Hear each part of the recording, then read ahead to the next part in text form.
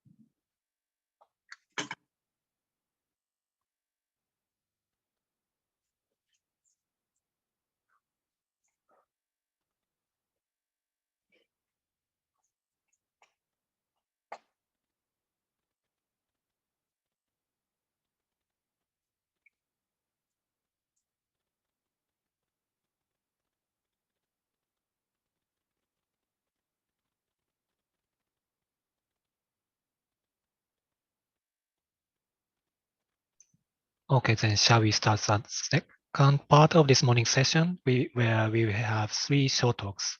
So each talk will be 20 minutes plus 5 minutes of the question session. And the first speaker is Naritaka Oshita from Perimeter Institute, titled, Can we prove the microstate of spacetime? All right, please start. Okay, so thank you for giving me a good opportunity to introduce my recent works. So today I will give you a talk with this title, and the microstates of spacetime is very important to understand quantum gravity. However, at present, the microstates of spacetime is inaccessible for us. But the entropy quantifies the amount of inaccessible information. So entropy of microstates of spacetime is very important. So then today, I will discuss 3 things relevant to gravitational entropy. And the first one is relevant to the cosmological phenomenology, where gravitational entropy plays a very important role. So if I ask this question, some of you might answer, no, the total entropy does not decrease because entropy follows the second law of thermodynamics. However, in the non-equilibrium situation, the answer is actually yes. This is a Jarzynski equality. And okay, so let's suppose that we have infinite number of paths from some equilibrium state A to B. Then since we have infinite number of paths, and we can do work for each path, then taking the average with the weight of e to the minus beta double for all paths. Actually, so then here beta is the inverse temperature. Then this equals to the e to the minus beta times delta F. Here delta F is the change of the free energy. Then we can rewrite this equality as like this. Okay, so if the entropy increases for all paths, this should be less than 0, and this equality does not hold. So the equality here means that the entropy can decrease, but with small probability. Then here the probability is exponentially suppressed, e to the delta S.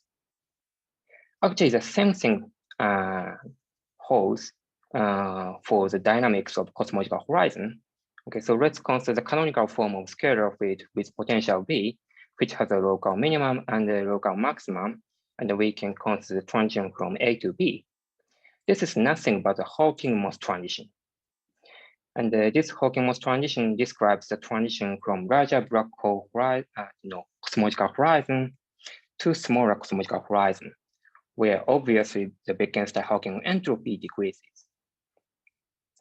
And this transition rate is suppressed by e to the delta S, as like the Jarzynski equality predicts.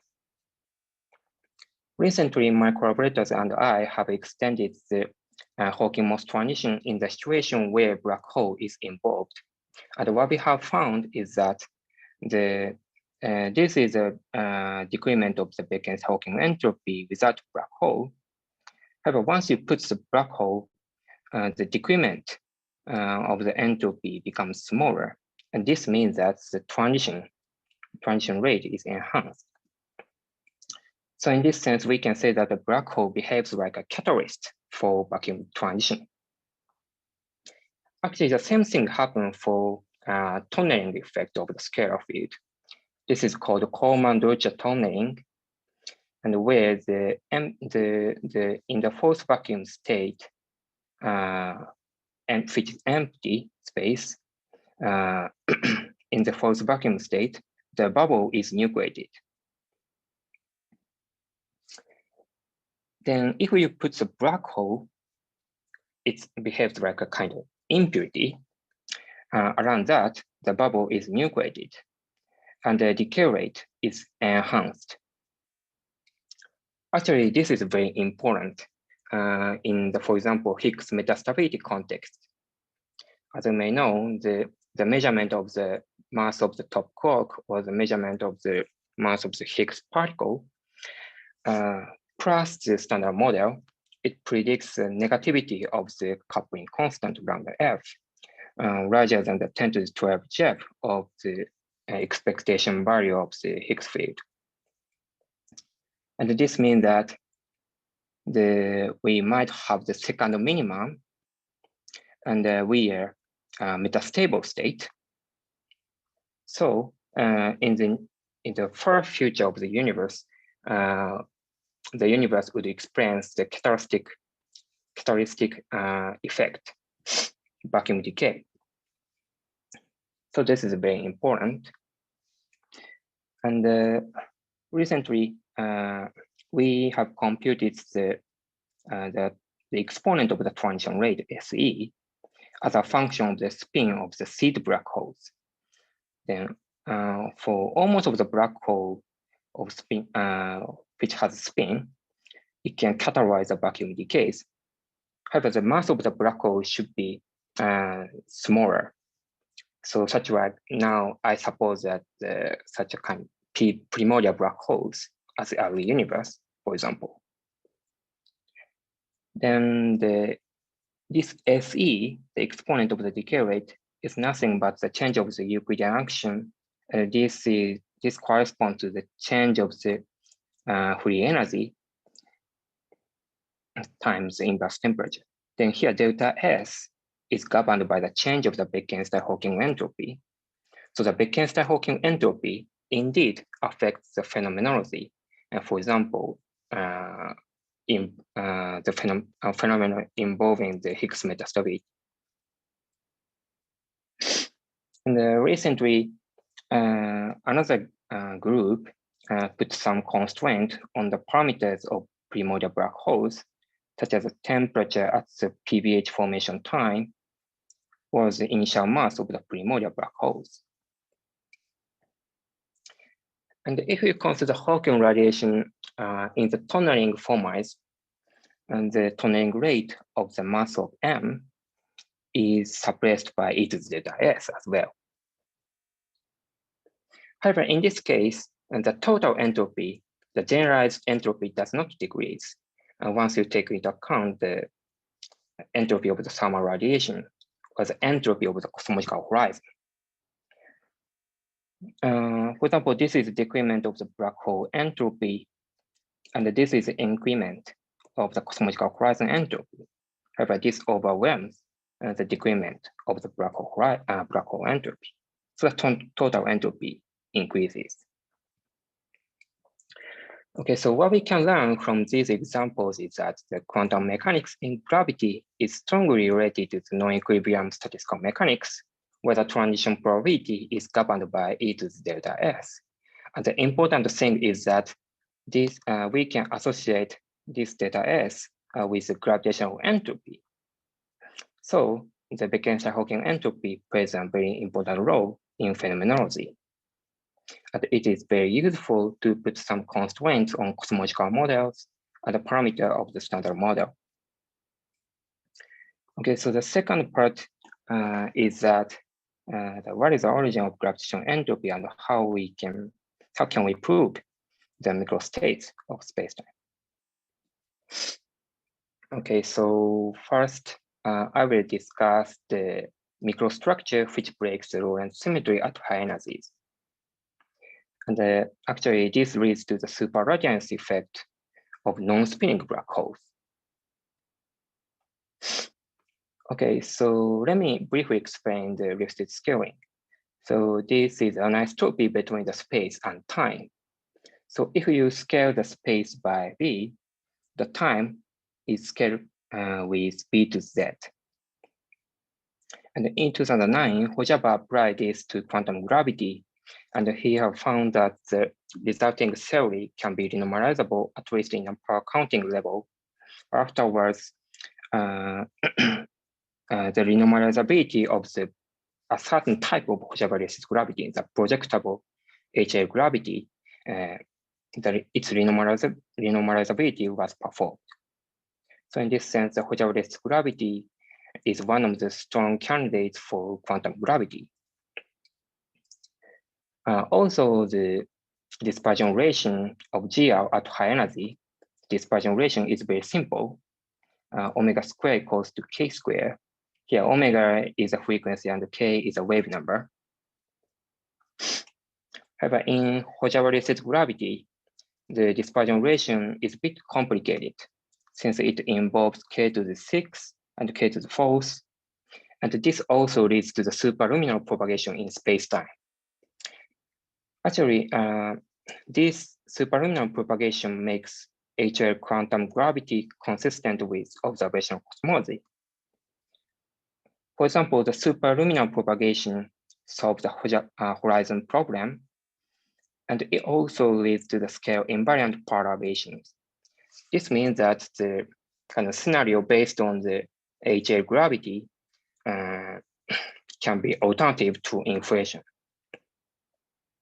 And also, the HL gravity has no Hamiltonian constraint. So if you consider, for example, Friedmann equation, the integration constant is included, naturally included in the Friedmann equation.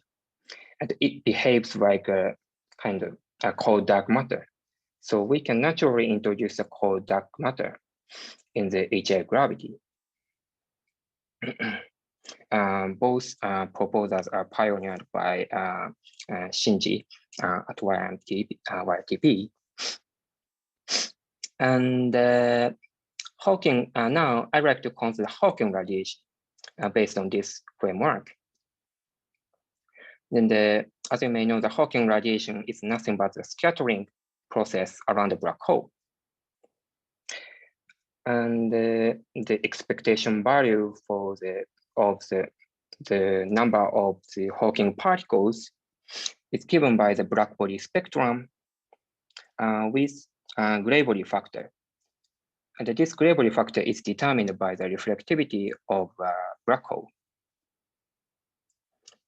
And here we have computed the reflectivity of black hole around the Schwarzschild black hole with Lifted scaling. Then what we have found is very interesting because the reflectivity exceeds unity as like this in the intermediate frequencies. This is nothing but a superradiance. And the reason why this is very interesting is that so this might be able to observe by the future GW detectors. Okay, so this is a story. So the last year, Inomata et al. Have proposed that discuss the detectability of the evaporation of PBHs, since it induces curvature perturbation and induces gravitational wave, and it induced gravitational waves. Then we can observe it by the SIGO and BBO. Then, if the Lifted scaling is ubiquitous at high energy scales, and the PBHs exhibits the strong superradiance effect. This effect drastically changes the evaporation rate of primordial black holes. So, of course, it will drastically affect the spectrum of the induced gravitational waves. So, in the future, we might be able to test the listed scaling of spacetime. Okay, so secondly, I will briefly talk about the microstructure, which is an ensemble of two-level systems. So this picture is based on the thermality of horizon. Recently, Palomar Buhan have computed the Feynman propagator from point x1 to x2. And if both points exist in the right wedge, nothing special happens. The amplitude for particle with energy omega, the amplitude of the particle is equivalent to the amplitude for antiparticle. However, if the point x1 exists in the right wedge and the other one exists in the future wedge, the symmetry between them is broken, and the ratio of the amplitudes is given by the Boltzmann factor. And here, T is the en route temperature. Then from this, we can infer that the Lindor horizon might be able to regard it as a two-level system whose energy gap is given by the en route temperature. Okay, then looking at the black hole locally, it's equivalent to the Lindor horizon. So from this, this picture may allow us to regard the black hole as an ensemble of two-level systems. Then if that is true, how can we prove this picture? That's a very interesting question.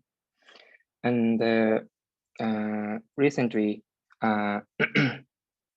we have computed the signal of the ring-down gravitational waves and rate time signals with this assumption, the Boltzmann reflectivity of black hole horizon. Then we observed the multiple echoes as like this. In the pure GL and no reflectivity on the black hole horizon, we should have only the ring-down gravitational waves. The similar work was out in the same year based on the black hole area quantization context. Okay, so why do we have the GW echoes with the, once we put the reflectivity? Okay, so slightly outside the black hole horizon, now we put the kind of would-be horizon, which can be regarded as a membrane or a firewall, whatever, at this time. And we also have the angular momentum barrier. If we consider the Schwarzschild horizon, the angular momentum barrier exists around the 3 GM. So in this sense, now we have a kind of cavity outside the black hole horizon, and we could observe the resonance of gravitational waves. It looks like echoes for distant observer. And 3 years ago, Abedi and Ashori have claimed that they tentatively detect the GW echoes out of the binary neutron star mergers right after the 1 second of neutron star mergers. However, this is still tentative detection because this brown line is the design sensitivity curve for advanced LIGO, and the red line shows our prediction of GW echoes based on the Boltzmann reflectivity. Then to predict to observe the GW echoes with good precision, the advanced LIGO, even advanced LIGO is not so enough. However, in the near future, Cosmic Explorer or Einstein telescope will run to observe the GW echoes out of the compact binary mergers. So those detectors could test the GW echoes with good precision. So it's very nice. Okay, so this is a small summary slide. Then if you assume the listed scaling of spacetime, it leads to super radiance. And if you assume the Boltzmann reflectivity of the black hole horizon, it leads to GW echoes. And both might be observable by the DeSigo BBO or Cosmic Explorer Einstein telescope. And okay, so I will quickly overview the black hole spectroscopy and the CFT thermostat. Okay, so this is a wave equation around the black hole horizon, black holes, and the frequencies omega n which satisfy this boundary condition is nothing but the quasi-normal modes. And the real part of quasi-normal modes just represents the oscillation, and the imaginary part represents the dissipation. Actually, it is known that the quasi-normal modes are dual to the poles of the retarded Green function in the thermal gauge theory operator. And since the GW ring down can be represented as the superposition of the quasi-normal modes, the GW ring down is due to the dissipation for quasi-particle excitations in the finite temperature gauge theory. And actually nowadays, this quasi-normal mode is testable with the GW detection out of the black hole binary mergers. So I will skip this slide. Then however, the quasi-normal modes are characterized not only by frequency, but also characterized by the excitation factors, Bn, which quantifies the ease of excitation of quasi-normal modes. And recently, I have computed the excitation factors. Actually, the computation of this is very challenging compared to that of the frequencies. However, I developed a new method to compute the excitation factors. Now I can do that. Then in the future, I would like to apply my new technique to compute excitation factors to the case of the 5D car ADS case. And I guess that these excitation factors is dual to the ease of excitation of quasi-particles in thermal gauge theory. Okay, so this is a summary slide. Okay, so thank you very much. All right, thank you very much. Any questions or comments? If you have questions, please raise your hand.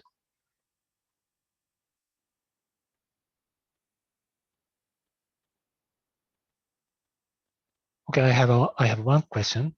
So for the lifted gravity, you mentioned that there will be a super radiance of black holes, and you mentioned that it will affect the spectrum of gravitational wave coming from primary black holes. Is there any other observational feature originating from such a super radiance? For example, in the scenario of string activals, there was some influence of the population of car black holes because super radiance will extinct some portion of the car black hole population. So in that way, is there any influence to say population of observable black holes due to such super radiance? Okay, so now did you talk about the kind of the axion particles cloud accumulated around it. Okay. So in that case, I guess the superradiance effect of the axion particles will be enhanced since this superradiance effect due to the Lipschitz scaling is very how to say is very ubiquitous, independent of the particles, I think. Okay, so I will quickly explain the reason why we have the superradiance effect for this. Okay. Okay, so as you may know, the black hole spacetime leads to the superradiance effect. But this is because the existence of the ergosphere around the black hole. Then in the ergosphere, the spacetime is superluminarly dragged. Then in this region, the negativity of energy is allowed.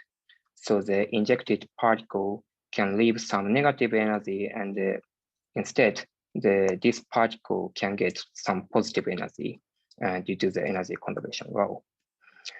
And now, the Schwarzschild black hole also has kind of and due to the superluminal propagation, this particle can enter the King horizon and again go out from the black hole horizon. Then in this process, it can leave some negative energy and obtain some positive energy. And this is independent of the species of particles and the situations. And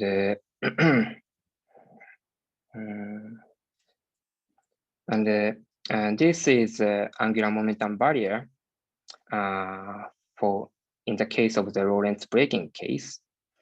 Then now here there is a negative energy region near the universal horizon of black hole, and some particles, for example, the axion particle or other particles could be accumulated in this region. So I think, yeah, this superradiance effect due to the Lipschitz scaling may drastically change other physics or phenomenology, I think. Okay, thank you very much. Any other questions or comments? If not, let's thank the speaker for his nice talk. And let us go on to the next talk given by Dr. Tokio Nuwasawa from MIT. Please share the screen. And now we can see your screen. Okay, let Not me see. yet. So